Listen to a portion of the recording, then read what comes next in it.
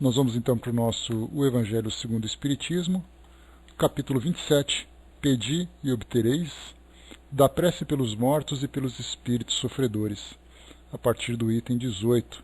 Bom dia, Tuti. Antes de começarmos o nosso estudo, eu queria ler para vocês aqui um texto muito bacana. Eu já cheguei a fazer alguns comentários sobre ele em outras oportunidades. Ele foi publicado no livro O Semeador das Estrelas, de Sueli Caldas Schubert, falando sobre o trabalho. É praticamente uma biografia autorizada, sobre a vida de Divaldo Franco.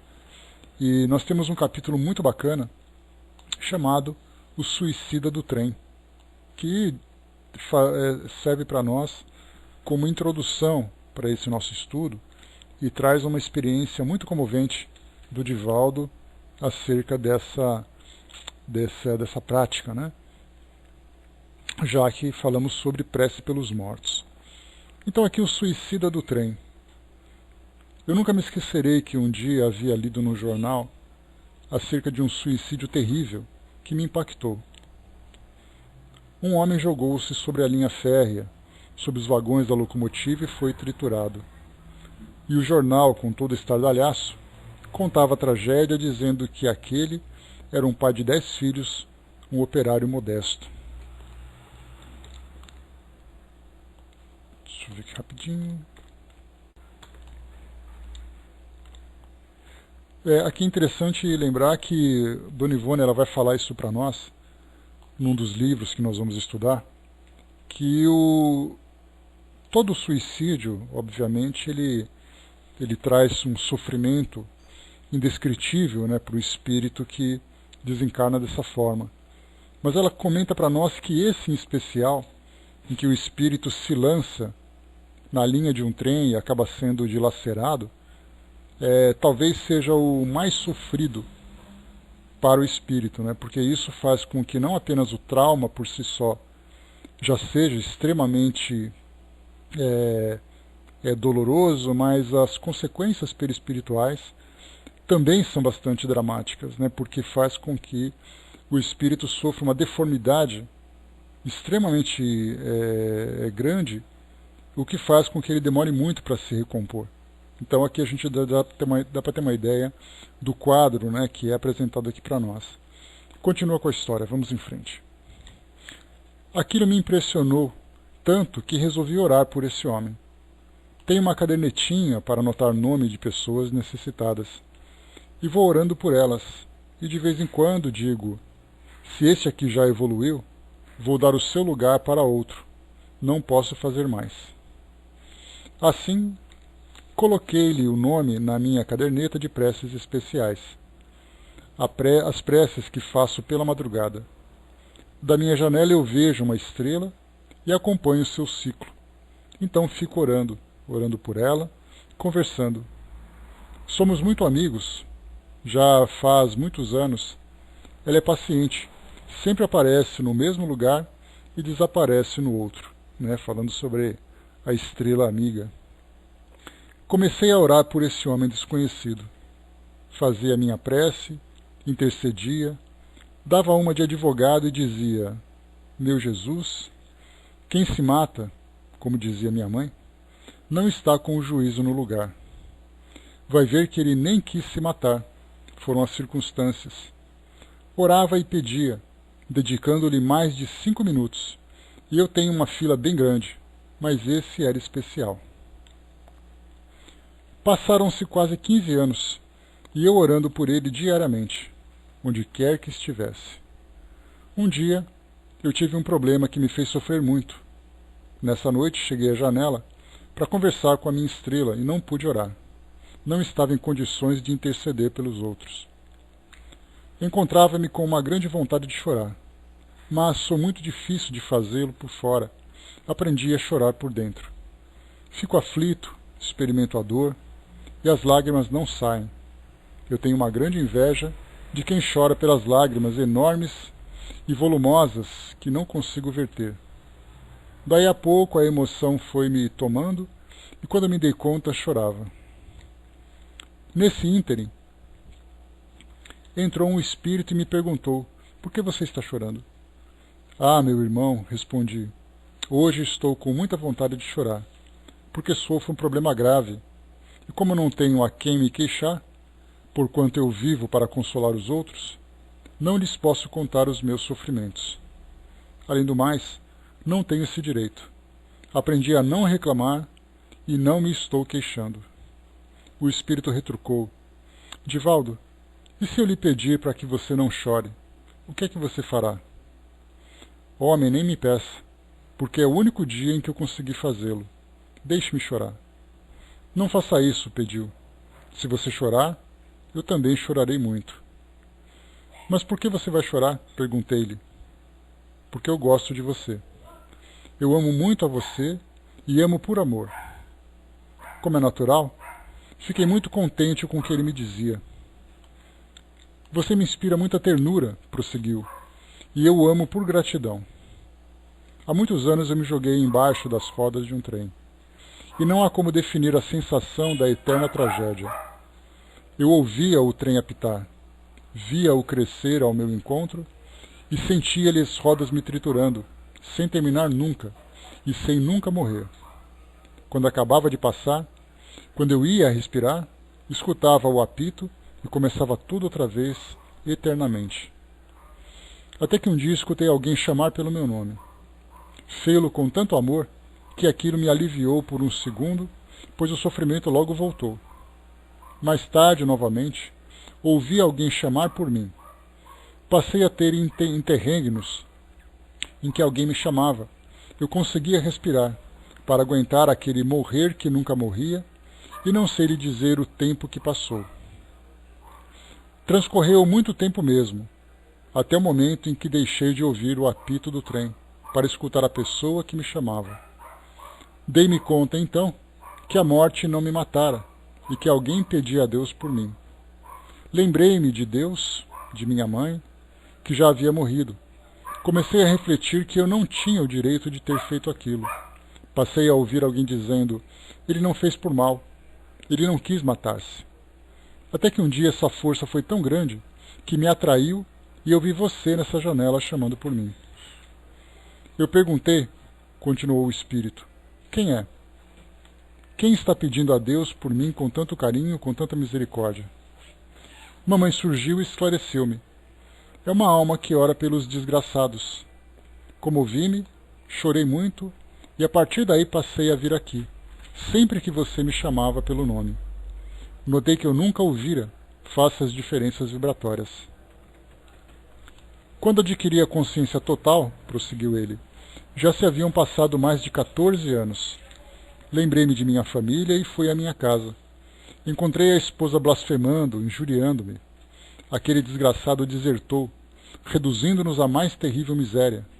Minha filha é hoje uma perdida, porque não teve comida, nem paz e fosse vender para tê-los. Meu filho é um bandido, porque teve um pai egoísta que se matou para não enfrentar a responsabilidade. Deixando-nos, ele nos reduziu a esse estado. Senti-lhe o ódio terrível. Depois, fui atraído à minha filha, num desses lugares miseráveis, onde ela estava exposta como mercadoria. Fui visitar meu filho na cadeia. Divaldo, falou-me emocionado. Aí comecei a somar às dores físicas a dor moral, dos danos que o meu suicídio trouxe. Porque o suicida não responde só pelo gesto, pelo ato da autodestruição, mas também por toda uma onda de efeitos que decorrem do seu ato impensado, sendo tudo isso lançado a seu débito na lei de responsabilidades. Além de você, ninguém mais orava, ninguém tinha dó de mim, só você, um estranho. Então hoje que você está sofrendo, eu lhe venho pedir, em nome de todos nós, os infelizes, não sofra, porque se você entristecer, o que será de nós, os que somos permanentemente tristes? Se você agora chora, o que será de nós, que estamos aprendendo a sorrir com sua alegria? Você não tem o direito de sofrer, pelo menos por nós, e por amor a nós, não sofra mais. Aproximou-me, me deu um abraço, encostou a cabeça no meu ombro e chorou demasiadamente.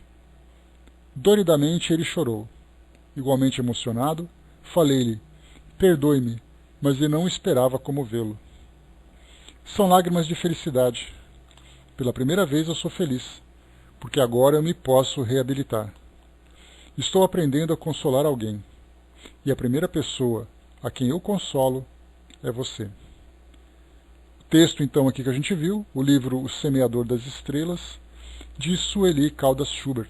Então, esse serve para nós como uma introdução, um abraço Elcio, como uma introdução da prece pelos mortos e pelos espíritos sofredores. E nós temos incontáveis exemplos, nas obras do Chico, nas obras do Divaldo, nas obras de Kardec, que nós vamos ver aqui um artigo também, que ele fala muito sobre a importância da prece e traz para nós exemplos disso. Nós temos vários artigos, temos aqui até um artigo chamado A História de um Danado, aquele de Caustoli-Darry, que cometeu aquele assassinato, da mulher e do irmão, que era açougueiro, ficou 300 anos aproximadamente naquele estado de perturbação. Vocês conhecem essa história e a gente vai conhecer um pouquinho dela mais tarde, para quem não se lembra dela, quando nós começarmos a ler as entrevistas de Kardec lá no livro Céu e Inferno. Então são 10 sessões que foram realizadas até que aquele espírito saísse daquela condição inicial de completo desequilíbrio, para depois chegar numa condição mais equilibrada, quando ele começou a se comunicar e agradecer pela atenção que recebia através das preces realizadas lá na sociedade. Então, esse é um dos tantos casos que foram citados, e depois a gente vai fazer aqui a leitura de um outro artigo da Revista Espírita, que também fala para nós sobre a importância da prece para os espíritos sofredores e pelos mortos.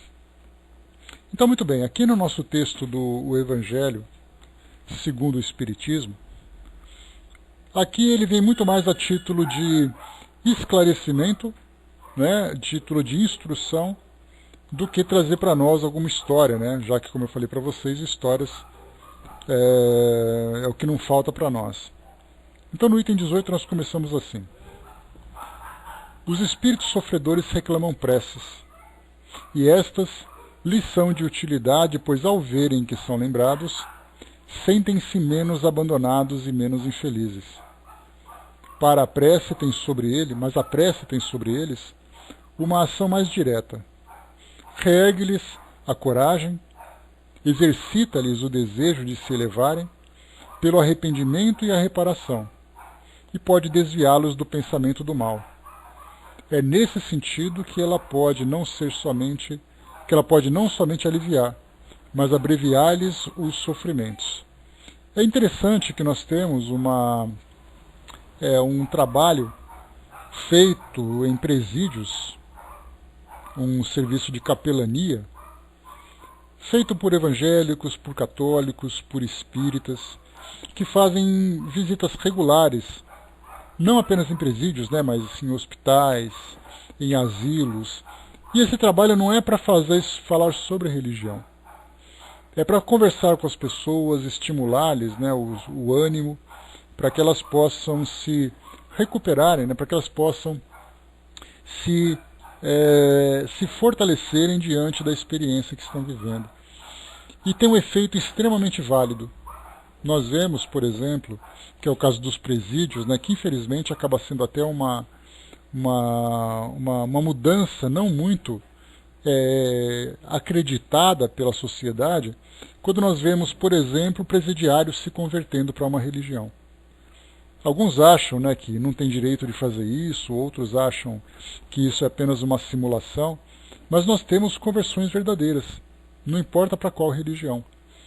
Porque aí dizem assim: mas o fulano dentro do penitenciário se entregou a Jesus, mas ele é traficante, ou ele cometeu um assassinato e tudo mais. Mas, na verdade, essa mudança de comportamento através da fé é algo que, para nós, na sociedade, não traz um efeito imediato. Mas para aquele espírito é o início de uma transformação que, sim, pode demorar muito para acontecer de fato. Mas é o primeiro passo. Então, no momento em que essas pessoas que se dedicam a esse tipo de trabalho vão a esses ambientes levar ali uma palavra de esperança, levar uma palavra de motivação, a demonstração de um sentimento de compaixão, isso é o início de uma grande transformação, como nós vemos o que acontece, por exemplo, nos espíritos. Então, essas visitas de um modo geral, né, Elcio? Então é um trabalho muito bonito, é um trabalho que exige, por exemplo, de nós uma quebra de barreiras, do preconceito muito grande. Nós temos grupos que vão, por exemplo, quando nós falamos sobre essa sopa fraterna, que é um trabalho realizado por muitas instituições, sejam elas sociais, sejam elas religiosas, de assistência social ou religiosas, a sopa, na verdade, o alimento que é levado, ele acaba, para o objetivo do trabalho, ficando em segundo plano. É, sem dúvida nenhuma, o atrativo para aquelas pessoas, quando elas vão buscar um prato de sopa, um copo de leite, um pedaço de pão. Mas, na verdade, o sentimento envolvido durante esse trabalho é o que provoca o efeito de grande mudança. Então, somente quem sofre e recebe essa atenção, esse carinho, ainda que seja com uma certa distância, obviamente, porque é um risco para aqueles trabalhadores, esse tipo de exposição, dependendo das pessoas, dependendo do ambiente onde elas se encontram, é algo realmente perigoso, mas o sentimento que é apresentado é algo que já surte um efeito extremamente profundo para aquelas pessoas que se encontram naquelas condições, muitas vezes degradantes. O Brás lembrou, já fui à cadeia só para cantar uma música sertaneja a convite dos delegados, foi gratificante. Então, a princípio, Brás, aquela visita única, ela pode parecer apenas um entretenimento. Naquele dia, naquele momento, e depois que você foi embora, tudo voltou ao normal. Mas o efeito que aquilo surtiu para aquelas pessoas, que naturalmente é um trabalho que deve ser feito a longo prazo, com outras experiências, com outros tantos colaboradores para esse tipo de tarefa, é o que vai promovendo essa transformação. Não é imediata, porque nós nunca sabemos quais foram as circunstâncias que levaram as pessoas ou ao crime, ou à droga, ou ao suicídio. Mas o mais importante de tudo é o resgate a essas pessoas, que é algo muito difícil. E para isso, há a necessidade de um sentimento de amor muito grande por quem faz, não importa qual tipo de trabalho, se é uma visita fraterna, se é um trabalho de atendimento, com esses alimentos que são doados, até mesmo o trabalho social e assistencial que é feito com doações de roupas, de remédios, nesses trabalhos de caridade que são oferecidos. Algumas vezes aquelas pessoas vão até esses ambientes, pegam aquilo que precisam e vão embora. Algumas vezes endurecidas, algumas vezes dando uma demonstração de aparente ingratidão. Mas no momento em que aquele sentimento começa a ser semeado e depois começa a germinar, esse é o início de uma grande transformação. Joana de Ângeles nos lembra que o espírito endurecido é um espírito doente. E muito mais do que criticar o comportamento de alguém, há a necessidade do porquê ela está naquela condição. Quais foram as rejeições, quais foram as agressões emocionais, físicas, sociais, que ela sofreu na sua vida para se tornar aquela pessoa aparentemente ingrata, aparentemente com o coração endurecido. E a única forma de promover essa transformação é exatamente através desse sentimento de amor, de atenção, que vem através do ato propriamente dito, mas também através da própria oração. O indivíduo lembrado, o indivíduo envolvido pelo sentimento de amor, é um trabalho muito belo. Então, quer dizer, é algo que, com a colaboração dos espíritos e dos encarnados, dando essa atenção para esses todos espíritos, encarnados ou desencarnados, que precisam dessa assistência, é o início de um resgate, é o início dessa transformação. Então nós vimos, nesses exemplos que nós fomos citando, o caso do suicida que nós vimos agora, bom dia, João, no caso dos suicidas, no caso dessas assistências que nós vimos agora. Então é por isso que Kardec coloca para nós aqui nesse início. A prece tem sobre eles uma ação mais direta. Reergue-lhes a coragem excita-lhes o desejo de se elevarem pelo arrependimento e reparação e pode desviá-los do pensamento do mal.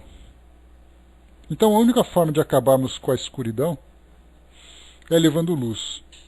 A única forma de acabarmos com o mal é levando o bem. E a única forma de acabar com o sofrimento é através desse amor. Então, claro que o trabalho direto ele vai oferecer aquilo que as pessoas precisam dentro das suas necessidades imediatas do mundo físico. Mas a prece é aquilo que, embora não seja material, ela acaba sendo tão necessário quanto o alimento, quanto o remédio, quanto a roupa que essas pessoas recebem.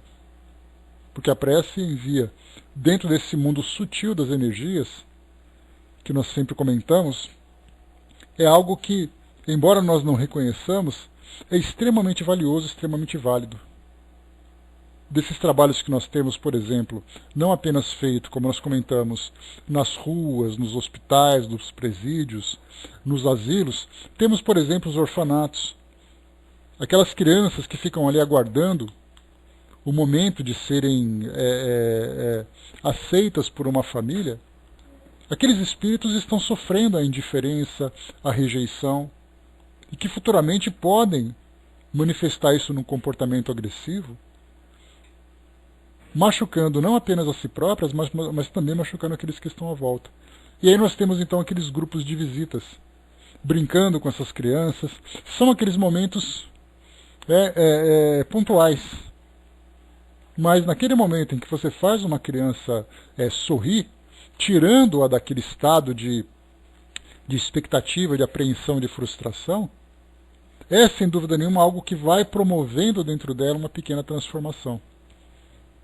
Então, isso que Kardec coloca, podemos então tirar apenas do campo do pensamento, das energias e das vibrações que a prece proporciona e trazer isso para a realidade, dentro das necessidades físicas.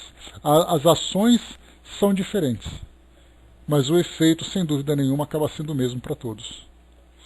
Continuando para nós aqui, item 19. Algumas pessoas não admitem a prece pelos mortos, porque acreditam que a alma só tem uma alternativa: ser salva ou condenada às penas eternas. Isso, claro, é um entendimento que nós temos dos dogmas das escolas tradicionais. Que nós falamos sempre, daquilo que a doutrina espírita nos oferece, são aquelas mudanças que o espírito vai sofrendo durante a sua permanência no plano espiritual e depois intercalando com as experiências aqui do mundo físico. Então a progressão, a evolução, a transformação que o espírito vai sofrendo. Então a doutrina nos passa esse entendimento. A partir do momento em que nós consideramos essas condições que são reais, nós começamos também a trabalhar com práticas que são muito diferentes daquelas atribuídas a essas escolas. Algo que chama a nossa atenção, por exemplo, diferente, nós temos na Itália uma igreja que tem ali aquele museu, que é um museu que concentra objetos que comprovam essas manifestações de almas, de espíritos sofredores, de almas penadas, como se chama popularmente. Então, o Museu das Almas do Purgatório é o nome desse museu. E ali nesse purgatório, porque essa é uma visão católica, já que na religião evangélica, ou você tem o céu ou você tem o inferno, você não tem ali o purgatório, Então isso é algo atribuído à Igreja Católica. Então, nesse caso, enquanto essas almas se encontram nesse purgatório, elas estão ali aguardando o julgamento final, e nesse caso elas têm a possibilidade de passarem por essas mudanças. Então essas almas se manifestam através de fenômenos físicos. Nesse museu é muito interessante, quem fez uma visita a esse museu foi exatamente Clóvis Nunes. Foi uma reportagem que foi veiculada no programa Fantástico. E ele então, uma reportagem de acho que 10 minutos, 15 minutos talvez, se eu não me engano foi com a Isis Camparini, que é a repórter da Globo correspondente lá na Itália. Então mostrava assim alguns objetos. Uma Bíblia com uma mão queimada, uma roupa com uma marca de mão queimada. Principalmente com marcas de queimaduras, né? E aí depois, numa palestra que ele faz, que é muito interessante, nessa palestra ele conta como tudo aconteceu, os bastidores dessa reportagem, os desafios que eles, os repórteres e técnicos, né, acabaram passando, tendo que enfrentar, para registrarem esses fenômenos, ou aquele museu, com as câmeras ou com fotografia.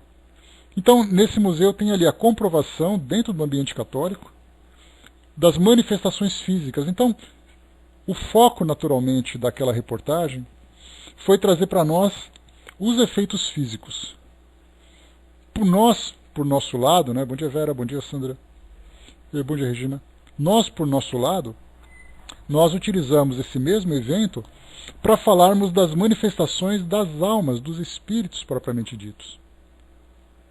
Eles estão se manifestando, como o próprio nome diz, Museu das Almas do Purgatório.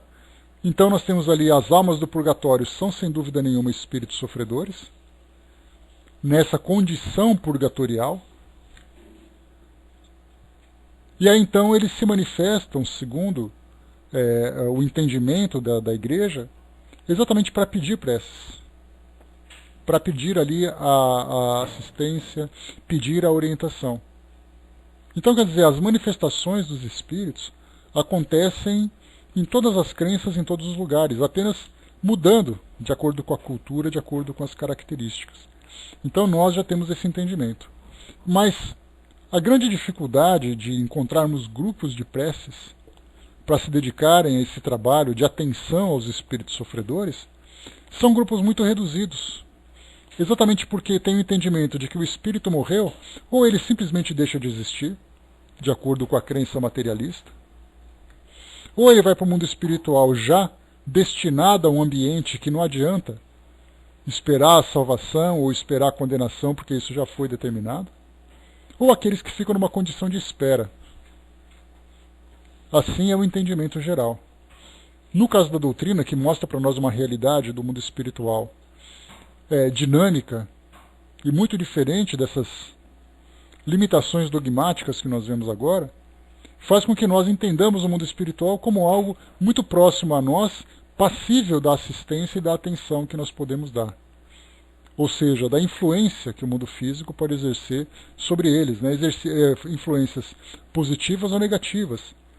Porque ao mesmo tempo que nós temos ali os grupos de preces que se dedicam à assistência a esses espíritos, trazendo então assistência e tudo mais, a grande indiferença que muitas vezes os espíritos acabam sofrendo provoca neles uma grande revolta. Quando nós estudamos, deixa eu pegar aqui rapidamente os itens, nós falamos sobre, eu não me recordo, acho que foi no livro Devação do Invisível. Quando eu falei para vocês sobre os cemitérios, né, dos espíritos que ficam ali, abandonados, né, pela família, aqueles túmulos ali que tem uma representação da sua morte, mas eles simplesmente não são lembrados, são ignorados. E isso faz com que os espíritos sofram também. Então, essa influência do mundo físico pode ser positiva, pode ser negativa. E nesse caso, como nós estamos falando sobre a assistência ao mundo espiritual, a convicção que nós temos sobre essa realidade nos permite então nos organizarmos para prestar essa assistência tão necessária. A Guizé colocou, né, cresci ouvindo minha mãe rezando pelas almas do purgatório, né, rezávamos todos juntos, e hoje eu rezo por ela, né, e pelos que já partiram. Como eu falei para vocês, a questão da prece, por ela ser ainda algo muito relacionado à fé, à crença de cada um, nós acabamos não atribuindo a ela o seu verdadeiro efeito, a sua real importância. Porque fica apenas dentro do campo da fé. Vai com Deus, braço. Então, inicialmente nós pensamos assim, como eu falei para vocês. Para entendermos o que pensa, de que forma que age um protetor espiritual, um grande trabalhador do plano espiritual, basta nós imaginarmos, nos imaginarmos trabalhando do modo como eles trabalham, analisando as condições, as circunstâncias, os recursos de que eles dispõem, os objetivos, o sucesso que eles desejam alcançar. Se nós queremos entender como pensa e como age um espírito obsessor, vamos criar ali uma situação em que nós somos os obsessores. E veremos ali quem são os alvos, os objetivos, quais são os recursos, as condições. E aí nós vamos entender o que pensa e como pode agir. Claro que nós estamos especulando, porque você não pode simular ser uma pessoa má. Ou você é mau ou você não é. Fazer de conta que você é bom e fazer de conta que você é mau, a gente vai ficar naturalmente na superfície desse comportamento. Porque só pode viver isso aquele que de fato tem esse tipo de sentimento dentro de si. Então nós criamos uma situação para tentarmos imaginar como as coisas se desenrolam. No caso dos espíritos sofredores é a mesma coisa. Vamos nos imaginar desencarnando como espíritos sofredores. Nós temos relatos, por exemplo, de André Luiz, temos ali relatos de Frederico Figner, temos ali outros tantos relatos de espíritos que chegam no mundo espiritual numa condição de sofrimento por causa não apenas das culpas que ainda carregam, pelas experiências que viveram na encarnação, né, na última encarnação, mas também pelo abandono, porque ficam ali fechados dentro do universo que criaram, sem nenhum tipo de sentimento de perdão, porque é algo muito difícil, não tenhamos dúvida nenhuma. Aquele espírito que, quando lembra das pessoas e fica imaginando o que elas podem, ou o que elas de fato estão pensando ou falando sobre ele, porque ele não prestava, porque ainda bem que ele morreu, não fez diferença nenhuma. Esse tipo de indiferença, ou esse tipo de crítica e apontamento que os espíritos acabam sofrendo, acabam potencializando o sofrimento que eles mesmos já passam. Então nós nos colocando na condição deles, dá para a gente imaginar a gente sofrendo no plano espiritual, esperando, né? Será que eu vou ter a esperança? Será que eu vou ter condições de me transformar? E obviamente nós não estamos falando de espíritos espíritas, porque pelo menos a doutrina espírita, embora nós não consigamos, Mão de Açúcar, embora nós não consigamos viver todo o ensinamento que é trazido para nós através dos evangelhos, o conhecimento técnico, pelo menos do plano espiritual, nós conseguimos ter um pouco. Para onde o espírito vai, nas suas condições, situações em que espíritos demoraram mais ou menos tempo para poder se resgatarem. Então nós imaginamos essa condição. Porque espíritas, sendo espíritas, nós temos acesso a essas informações, a esse material. Mas nós estamos falando do mundo. Quando nós falamos em espíritos, prece pelos mortos e pelos espíritos sofredores, nós não perguntamos qual é a crença que ele tem, qual é a religião que ele adotou. Nós já vemos pelo modo como ele viveu que ele chega no mundo espiritual numa condição muito difícil. Então, em vez dele pensar assim que talvez tenha um espírito protetor, talvez tenha um obsessor, esses nomes que nós usamos são nomes que são utilizados dentro da doutrina espírita. Mas o indivíduo que desencarna, que morreu, por exemplo, um traficante, vamos pegar ali uma situação, que é um tipo de pessoa que a sociedade simplesmente despreza, por aquilo que fazem nas suas atividades, pelo prejuízo e desequilíbrio que provoca na sociedade, mas também pela própria forma como chegaram àquela condição de poder. Então são realmente criminosos. Ou podemos pegar algo também muito presente na nossa atualidade, um espírito que foi muito corrupto. E aí, então ele desencarnou. O primeiro pensamento coletivo da sociedade é: tomara que sofra, tomara que vá para o inferno, tomara que isso, tomara que aquilo. Então a gente pega, por exemplo, esses espíritos que, inevitavelmente, seguindo aqueles mesmos ensinamentos que Jesus trouxe para nós quando ele disse que nenhuma ovelha se perderá, sendo ele, né, o grande pastor, bom dia, André, sendo ele o grande pastor, esses espíritos então serão resgatados. com a nossa participação ou não. Então eles serão auxiliados contra ou com o nosso apoio, e apesar também da nossa indiferença com esses espíritos. Então quando nós pegamos um espírito, por exemplo, como esse traficante que eu falei para vocês, naturalmente, pelo modo como ele se comporta aqui no mundo físico, ele não faz nem ideia de qual é a realidade do mundo espiritual. Então, durante ali uma troca de tiros, alguma coisa assim, ele desencarnou. O que será que ele imagina encontrar no mundo espiritual? Talvez a ideia do inferno, já que essa é uma ideia geral da nossa sociedade, devido à educação religiosa que a grande maioria recebeu? Mas será que ele tem ideia de que esses obsessores, que nós chamamos de obsessores, são aqueles inimigos que vão persegui-los, são aqueles inimigos que vão buscar vingança, com quem ele vai se aproximar e tudo mais? Vão fazer com que ele sofra. Imaginar, por exemplo, que ele naquela condição ele também traz prejuízo, não apenas para si mesmo, mas também para aquelas pessoas que serão alvo de sua influência.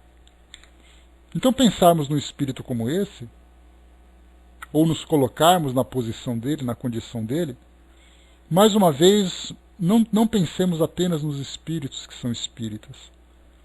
Pensemos em todos que chegam no mundo espiritual numa condição absolutamente degradante e que terão que ser resgatados. E a grande demonstração de caridade que nós apresentamos será exatamente para aqueles espíritos por quem nós não sentimos nenhuma compaixão,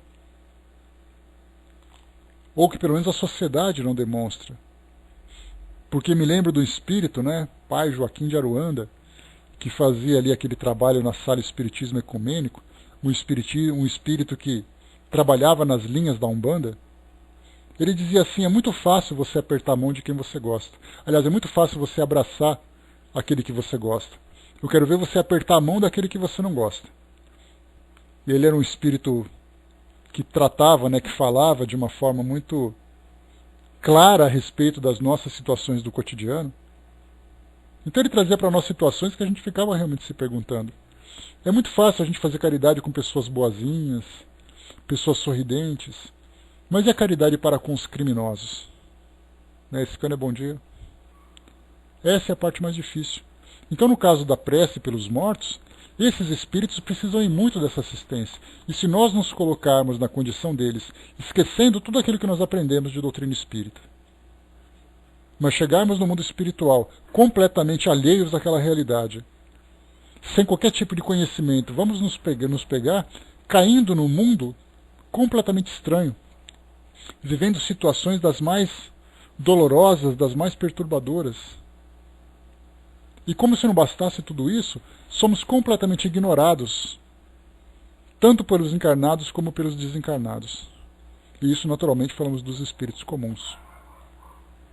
Mas aí, de repente, nós começamos a sentir vibrações a nosso favor, vinda de preces de pessoas que muitas vezes são completamente desconhecidas. Chama pelo nome, direciona o pensamento. Aquilo começa a provocar no espírito um pequeno alívio, que apesar do sofrimento que ele está vivendo, ele percebe que vibrações amorosas, como se fosse aquela, como lembram os espíritos, naquela pequena brisa refrescante num deserto escaldante. E aí o tempo vai passando, ele vai em busca dessa brisa, como se ele fosse sentindo a corrente de ar passando naquele ambiente, ele vai em direção a ela. Até chega um momento em que ele se aproxima de fato da fonte daquelas preces e começa a se envolver com as novas ideias, com o pensamento de esperança, e ele vai se transformando. Nós falamos de um modo geral. Como eu falei para vocês, numa oportunidade aqui no interior de São Paulo, nós temos aquele centro espírita, que eu sempre comento, chamado Centro Espírita Judas Iscariotes. Obviamente que o nome do espírita, o nome do centro, provoca em nós um sentimento estranho, centro espírita que nos leva ao pensamento de amor e caridade. Judas Iscariotes, que nos lembra daquela grande personalidade da história do cristianismo, que lembra traição, que lembra sofrimento. E aí então, como eu já comentei com vocês, perguntaram, mas espera aí, por que colocaram esse nome nesse centro espírita? Não podia ser um outro nome mais bonitinho, entre aspas? E aí então na entrevista o presidente, né, um dos fundadores do centro, falou assim, mas a ideia é exatamente mostrar para as pessoas a oportunidade que todos têm de se resgatarem, de receberem o perdão. Centro Espírita Judas Iscariotes. Quem, por exemplo, nós podemos imaginar que fizeram preces, ou que fez preces, pelos terroristas que jogaram os aviões nas torres gêmeas lá do World Trade Center em Nova York? Lembrando agora que no último dia 11 foi feita ali a celebração, né, lembrando aquela tragédia. Quem, por exemplo, fez preces pelas grandes personagens da Segunda Guerra Mundial, os grandes vilões? Quem faz preces pelos nossos políticos que desencarnaram, envolvidos em escândalos de corrupção? Porque o nosso sentimento imediato é o de condenação, de reprovação. Mas são espíritos que passam pela mesma trajetória que nós passamos. O Arnaldo lembrou ali em cima, certa vez perguntaram ao Chico como seria definido Fernandinho Beiramar. A resposta foi, sou eu ontem. Então hoje nós estamos nos colocando, né, ou nos colocamos pretensiosamente, arrogantemente na condição de juízes. Mas basta ver o nosso passado. Se nós achamos que hoje esses grandes crimes que nós vemos provocam grandes escândalos, se nós voltarmos pouco tempo na nossa história, pouco tempo, não estamos falando de coisa de 1000 anos, não. Pouco tempo na nossa história, qual seria exatamente o nosso papel na sociedade? Então, quando se fala sobre espíritos sofredores, nós pensamos no seu histórico e no sentimento de amor e caridade que nós dedicamos a ele, o que nos força a quebrar barreiras importantes.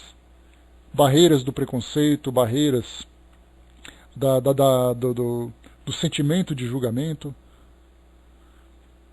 É uma grande mudança. A Cindizinha lembrou, né? Basta ver os impulsos que ainda precisamos conter. Então, se a gente quiser conhecer o nosso passado, basta a gente fazer uma análise sincera e profunda do nosso presente. Tomara, que é o que nós esperamos, que esses crimes que nós praticamos no passado estejam enterrados naquele passado distante.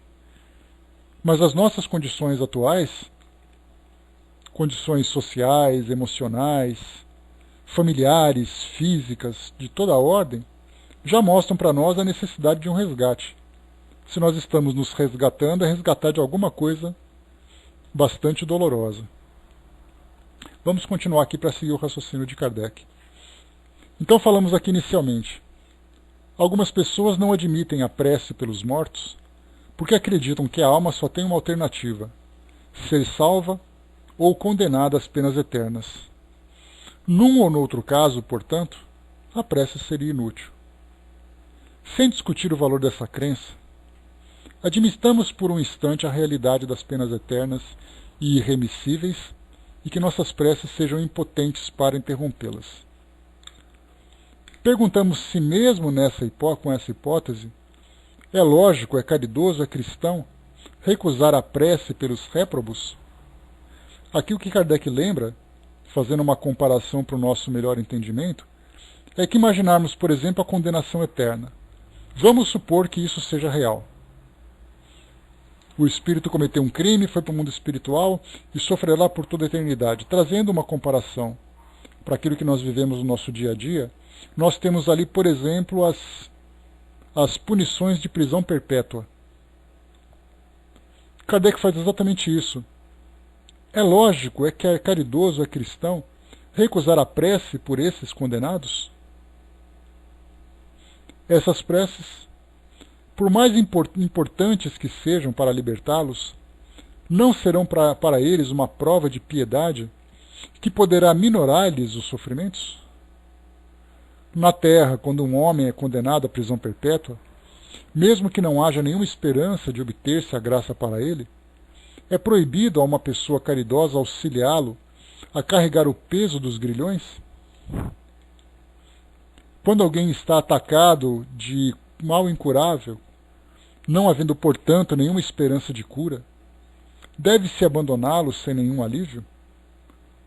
Pensai que entre os réprobos pode estar uma pessoa que vos seja cara. Um amigo, talvez um pai, a mãe ou um filho. E só porque, segundo julgais, essa criatura não pode ser perdoada, poderíeis recusar-lhe um copo d'água para mitigar a sede? Um bálsamo para secar as feridas? Não faríeis por ela o que faríeis por um prisioneiro? Não lhe daria uma prova de amor, uma consolação? Não, isso não seria cristão. Uma crença que endurece o coração não pode conciliar-se com a crença num Deus que coloca, como o primeiro de todos os deveres, o amor ao próximo.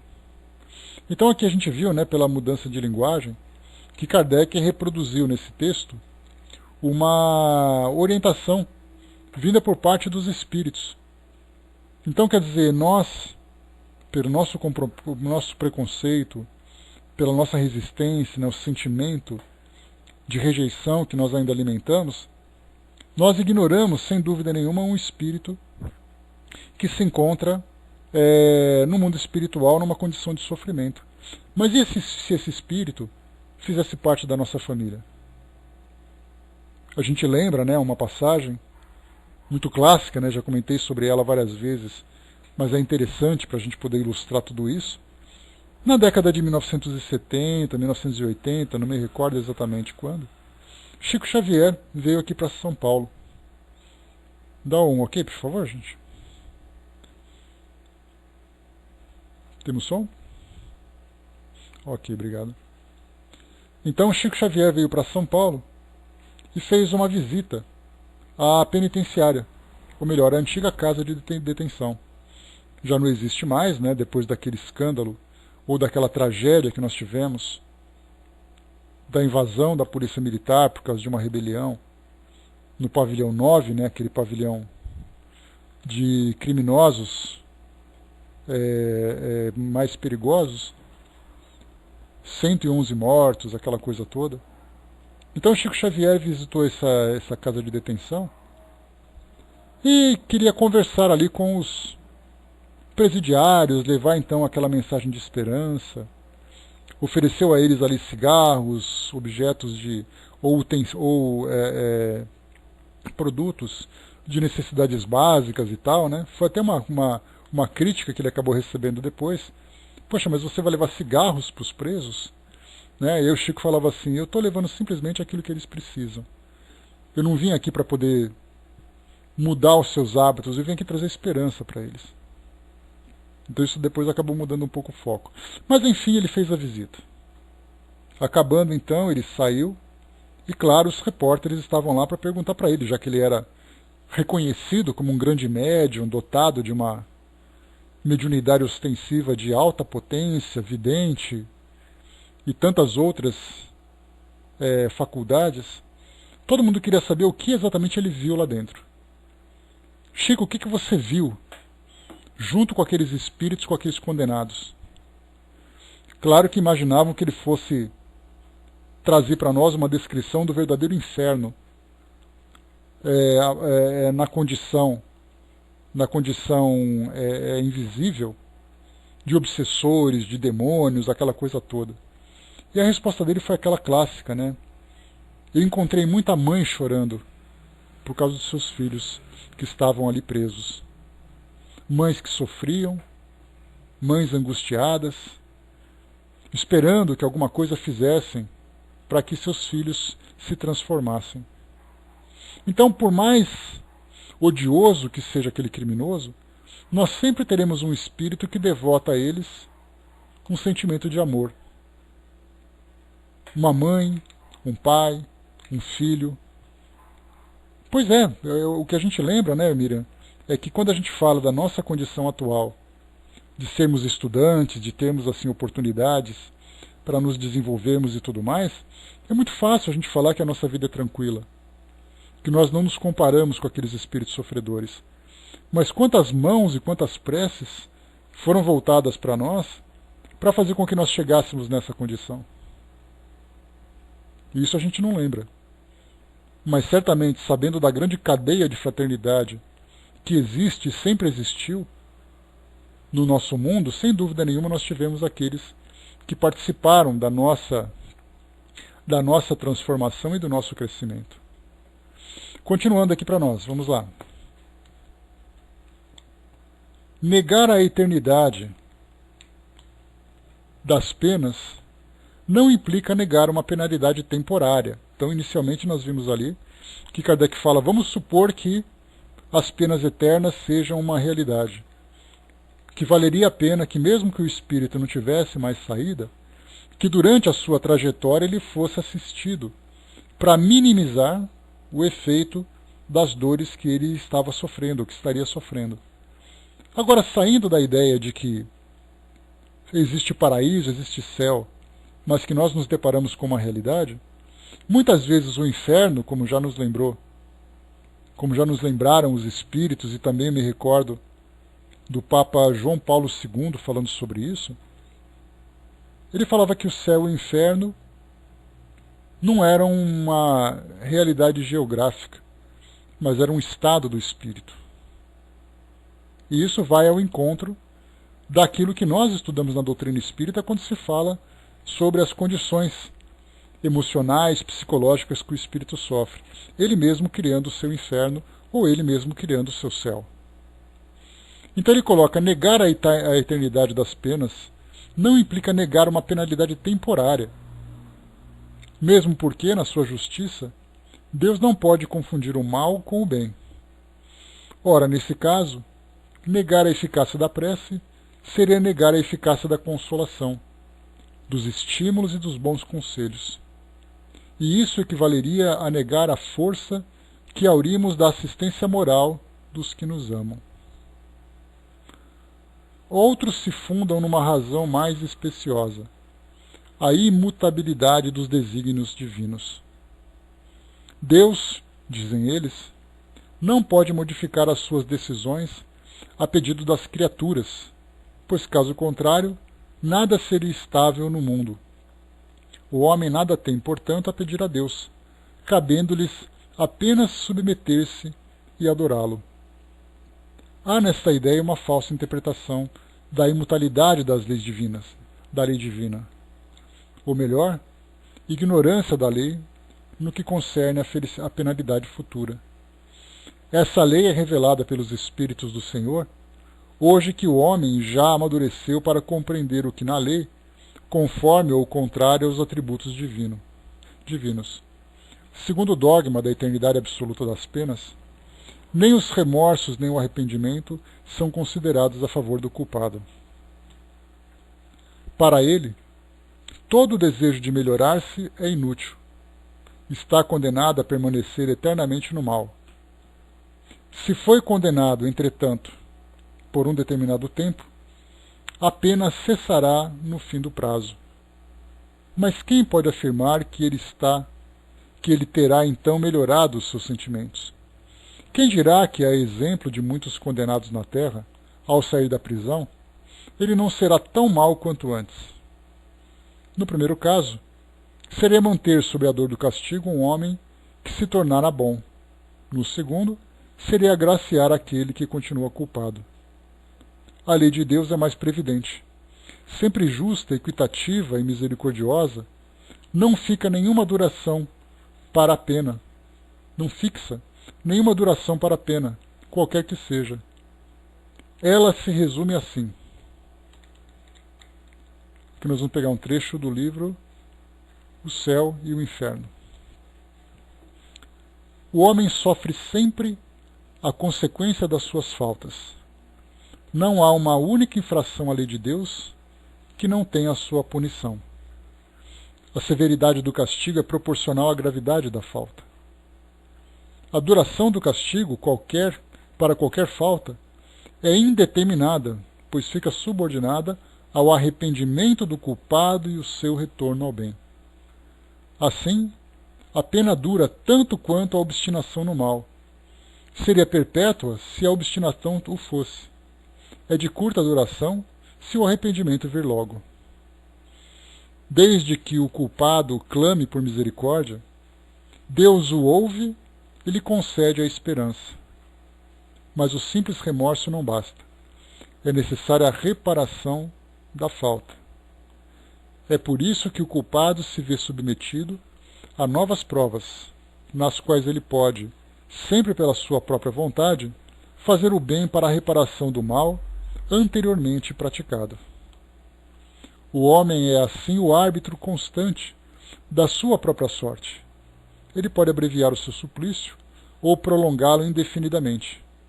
Sua felicidade ou sua desgraça depende da sua vontade de fazer o bem. Essa é a lei imutável e conforme a bondade e a justiça de Deus.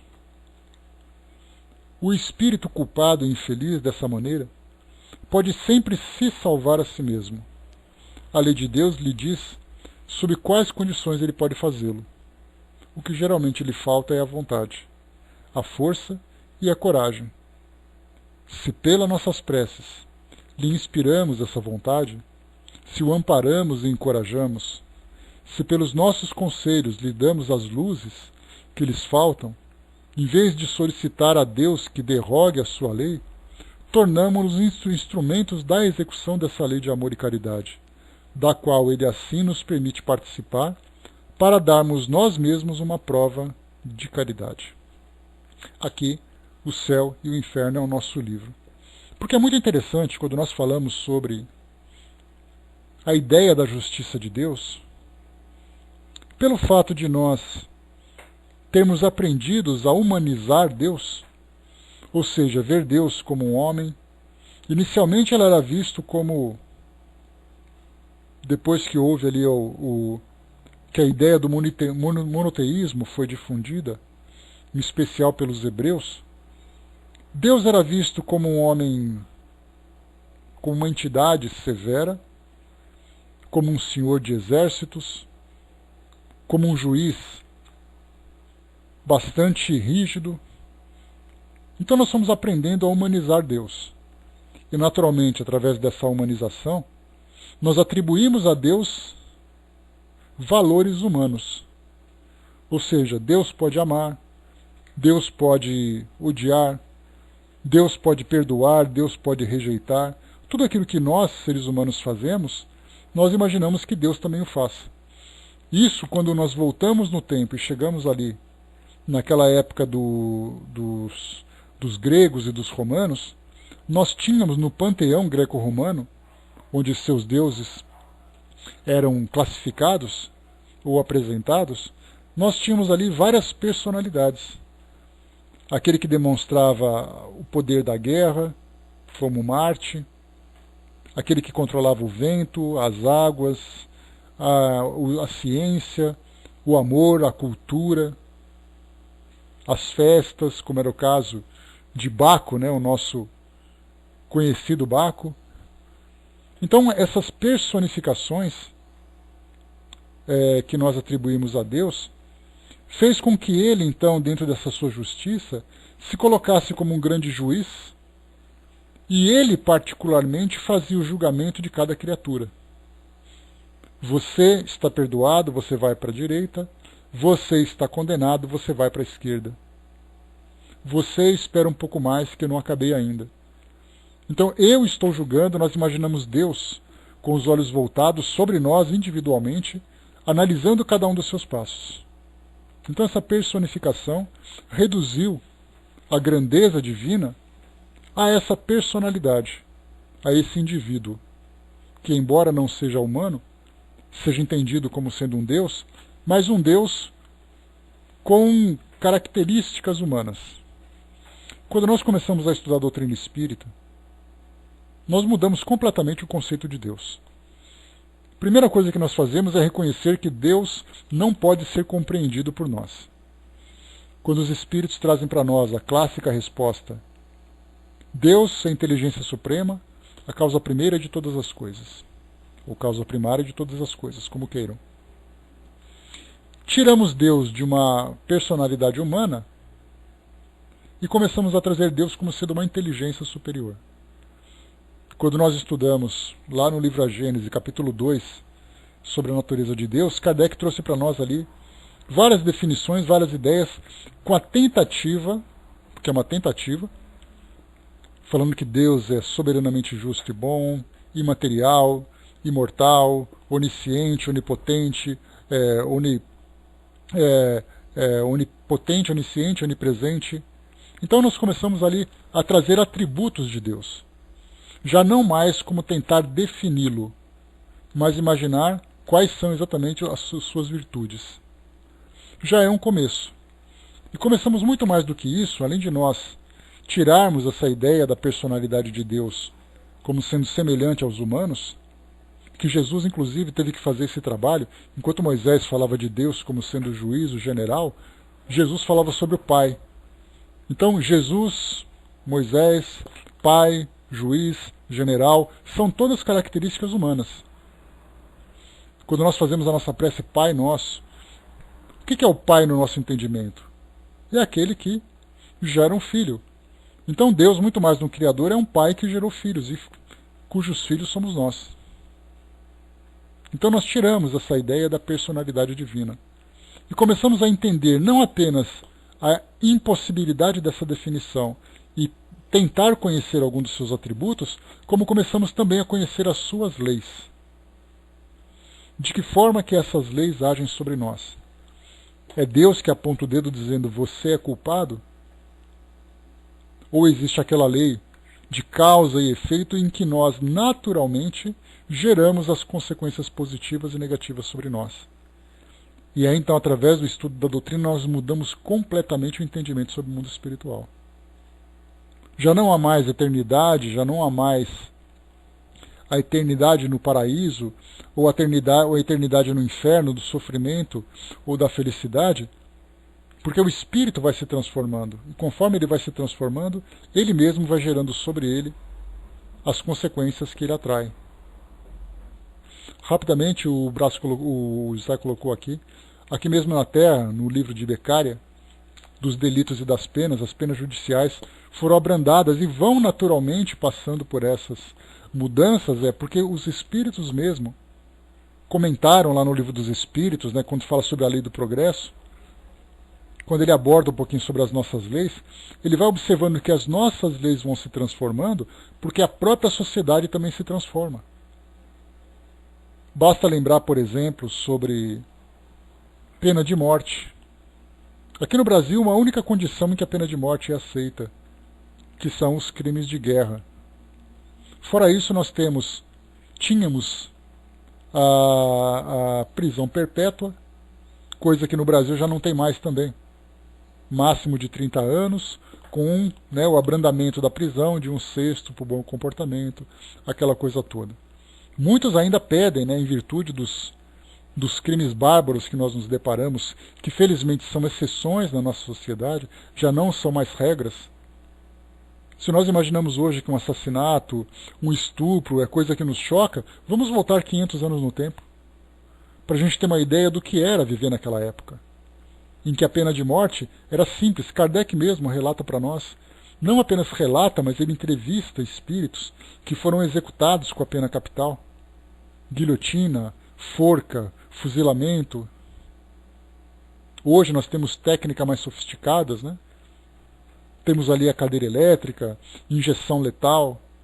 Então percebemos que conforme o tempo vai passando, as sociedades vão se transformando e consequentemente suas leis também vão se modificando. Isso faz parte da lei do progresso. Só que a lei de Deus ela é imutável. Mas se ela é imutável, como é que ela pode ser justa? Justa porque atribui a cada um de nós as responsabilidades daquilo que nós criamos.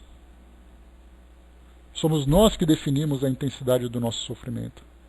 Daí a importante participação daqueles que, orando, influenciando, aconselhando, auxiliam na transformação do espírito, que por consequência vai transferir também os efeitos dessa lei de causa e efeito. Exato, Arnaldo. A cada um segundo as suas obras. E essa expressão ela é tão conhecida no mundo cristão, mas ao mesmo tempo tão pouco compreendida. Porque atribui a nós uma responsabilidade em afinidade com essa lei. Então, para entendermos o sentido dessa expressão, nós temos que entender de que forma que funciona essa lei. Claro que o nosso entendimento ainda é muito pálido, ainda é muito simplista, né? Muito ingênuo, mas é o primeiro passo. Já podemos entender de que forma que ela age. Basta agora que nós trabalhemos em afinidade com ela para gerar sobre nós consequências positivas. A Miriam lembrou, né? Ainda assim acredito estar longe da realidade, mas faz parte da nossa capacidade de entendimento a respeito de Deus, né? Mas gradualmente é difícil, né, nós vivermos ainda em função dos nossos sentidos ainda materiais, tentarmos entender algo que é imaterial. Se nós não conseguimos ainda definir o espírito, que nada mais é do que uma potência inteligente que existe no universo, imaginar Deus então para nós é inconcebível, pelo menos nessa condição atual em que nós nos encontramos. Então, pessoal, quando nós falamos sobre essa imutabilidade e da nossa participação diante dessa lei, ao elevarmos essa palavra de esperança, de conforto, de consolação, de motivação, para que os espíritos se transformem, eles naturalmente vão se transformando através, né, do nosso clássico AER, arrependimento, expiação e reparação. O espírito, então, ele precisa se sentir mal por aquilo que ele fez. Não o mal pela maldade, mas a culpa, a consciência é o primeiro passo. Depois nós vemos a expiação, é vivenciar, sofrer, entre aspas, a consequência daquilo que ele fez. E ao mesmo tempo, ou depois, ele vai então começar a trabalhar para reparar aquilo que ele vivenciou. Mas, claro, todos nós passamos no passado, passamos agora e passaremos no futuro, enquanto nos encontrarmos nessa condição ainda de espíritos em aprendizado. Então, primeiro nós nos arrependemos, depois passamos pela expiação e depois trabalhamos pela reparação. E isso pode acontecer separadamente ou acontecer ao mesmo tempo.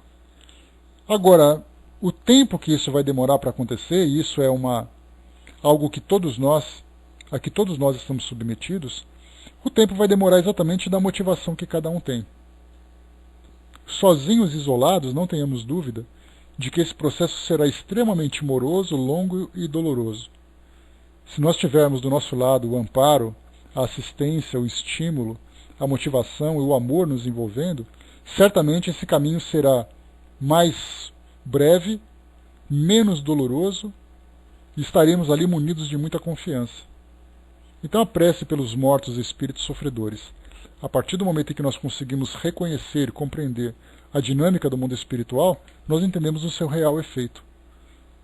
Vimos naquele caso, né, do espírito que suicida, que Divaldo assistiu, 15 anos depois ele veio ali fazer a visita, em que ele pôde ajudar.